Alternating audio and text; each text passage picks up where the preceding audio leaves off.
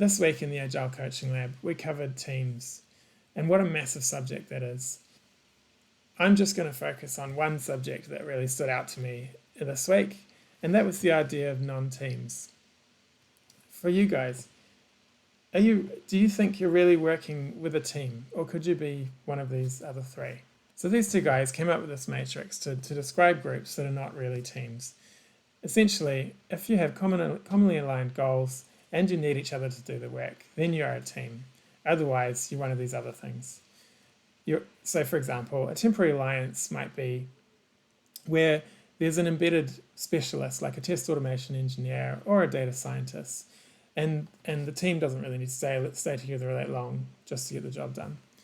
The other type there is a pseudo-team, where while they have a common goal, they don't really need each other to do the work. So examples of that might be customer service or recruitment teams, where the work is largely done individually.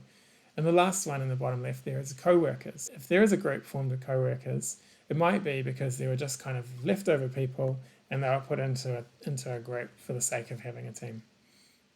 So why is it important to know whether your group is really a team or one of these other things?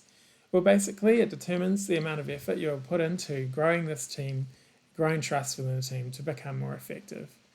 If you are one of the other three groups that's not a team, it might not make sense to put much effort into team building and establishing roles, etc. But on the other end of the spectrum, if you don't spend enough time treating the group as a whole, then members might also become alienated, disconnected, and demoralized. So you need to weigh up. You need to balance the amount of effort you're going to put in based on which type of group you actually are in. So which groups or type of groups are you working with now?